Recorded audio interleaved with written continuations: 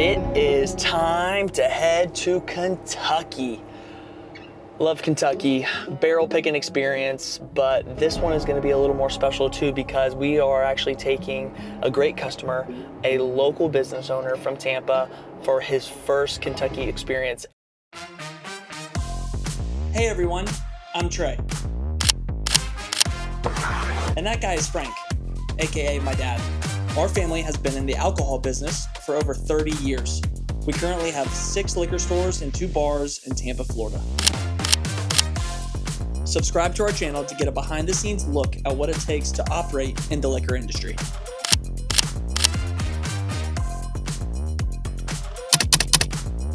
Trey, how do I get this camera to work?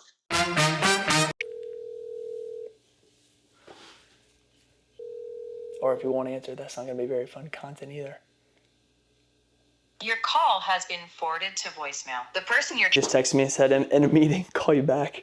He has no idea. We got such an exciting thing to call and ask him, and he's icing me. Yo. What's up, man? What's up, brother?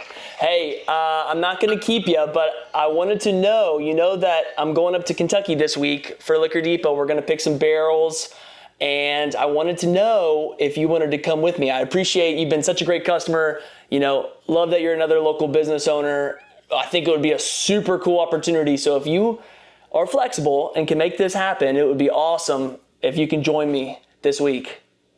Wait, are you serious? Kentucky? Yeah, we're going to Kentucky. I'm picking barrels. We've got some meetings, and we're going to Angel's Envy. We're going to go to Bardstown and pick a barrel. I know you said you've never been to Kentucky, so I think this would be really, really cool. Dude, say less. I'm in. Let me know when. I'm booking flights.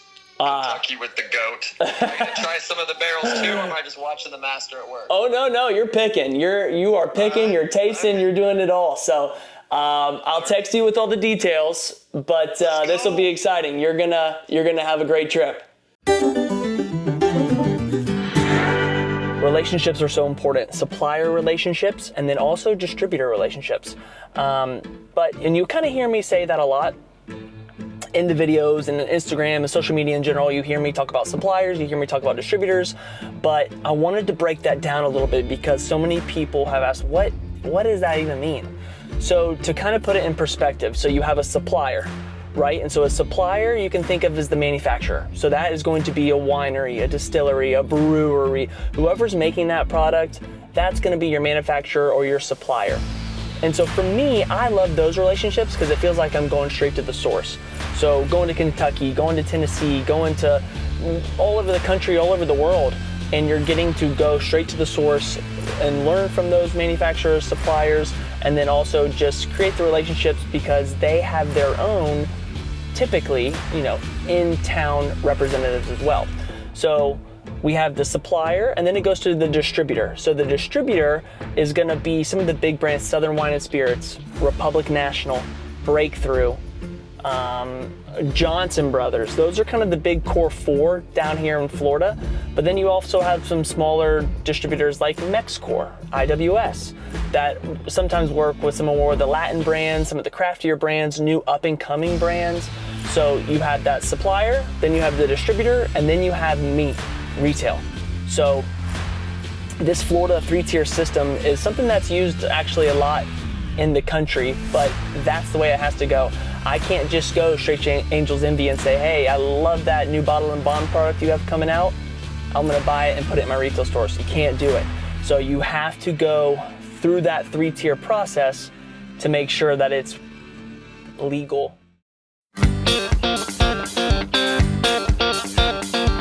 I'm Richie Worthland from Tampa. I'm a local business owner there. I got a solar company, shout out Flow Energy. Became good friends with Trey, who obviously is a well-known local business owner. And we're here in Kentucky. This is my first time ever being here.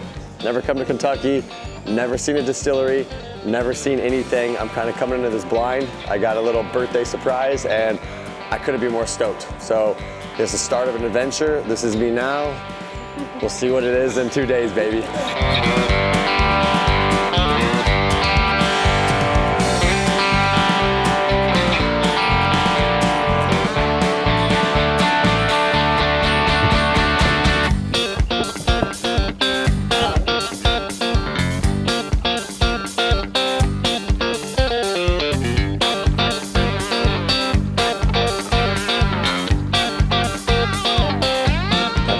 it a little bit, the numbers and stuff. I said, you know, your dad told me a story. He used to make whiskey.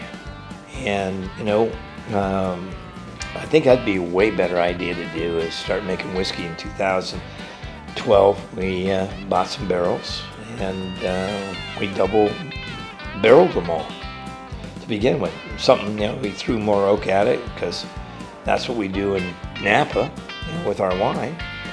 And so we did that, and we, you know, never cut it.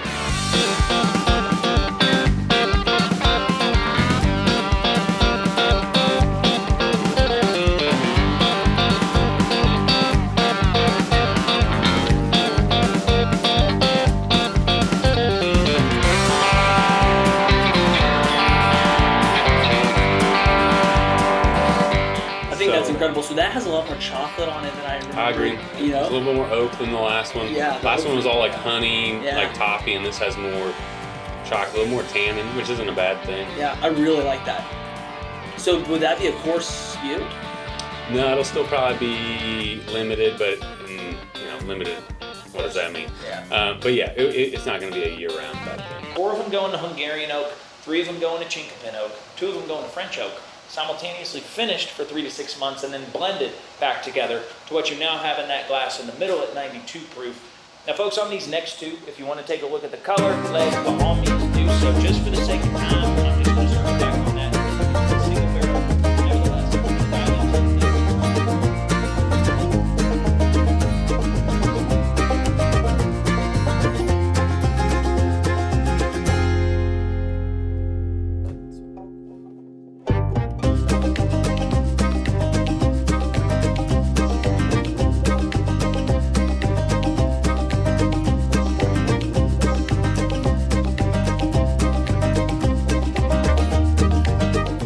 One of my must-stop spots in Kentucky is Neat.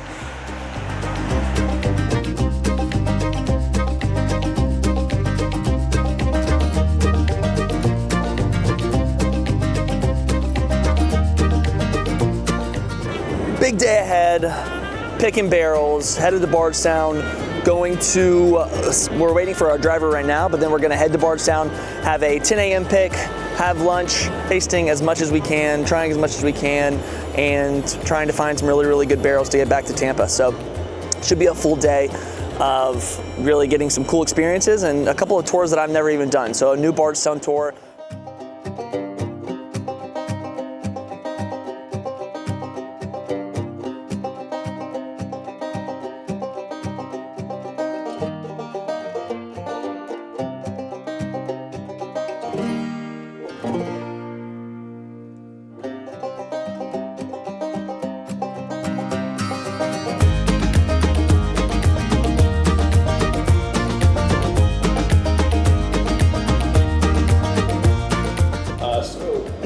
Taste through them all 2-3 times, get to know them, and then we can talk about it, figure out what we want to eliminate.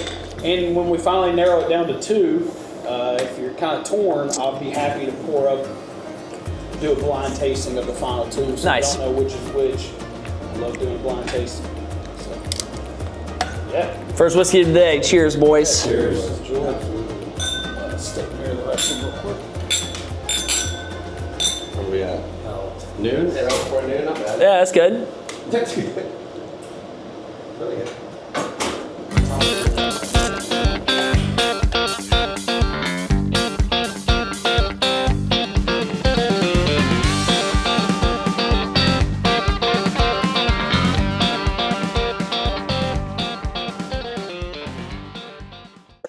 Back from Kentucky, the trip was amazing. Richie did great. We agreed on the same barrels, so that makes things even more easy.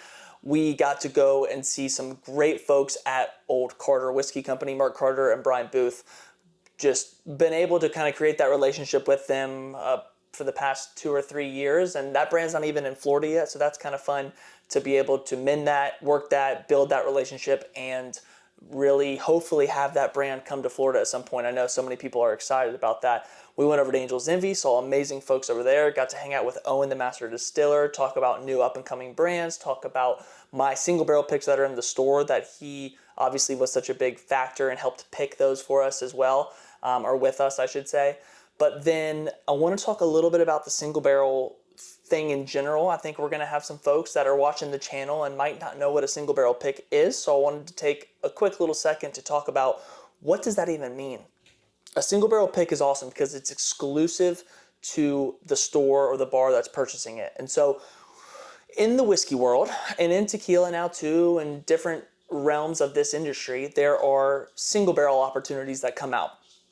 And so, for example, at Bardstown, what you just saw in the video, they lay out 4 different individual barrels and give us samples of each of those picks. And so what it's doing is it's the same whiskey. The way that it changes is that how it interacts with that barrel over time and weather and area of the rickhouse, that barrel is going to taste differently than some of the other barrels next to it. It's insane. And that's one of the coolest things about the whole single barrel world is that it's unique.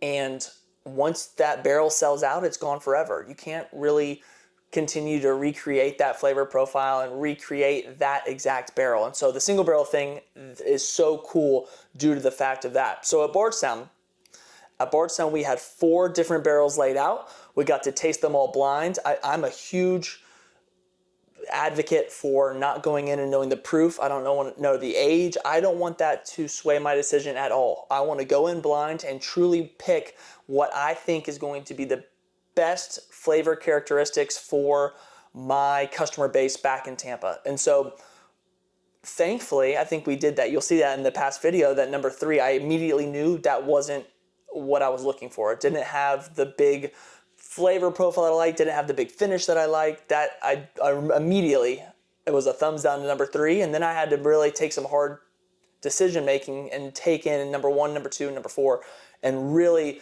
just take it all in and figure out what exactly I wanted to do and what was going to be the best one. Really get to taste through 1 and 2 again. I think that ended up being our top 2, and then we just went blind back and forth. At that point, we like to kind of get some characteristics and some more of the statistics from the folks at Bardstown to kind of see what exactly we're tasting, what's the different proof point that's going back and forth.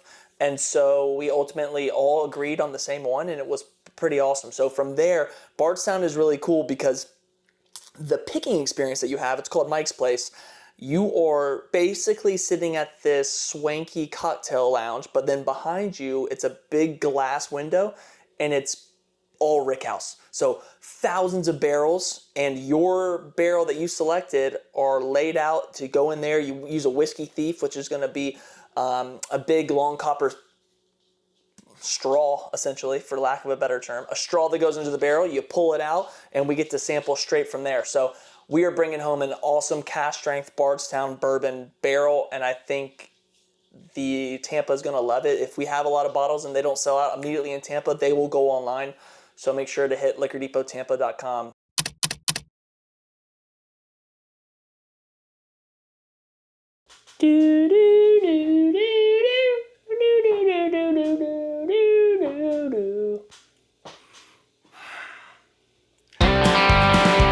Don't forget to subscribe.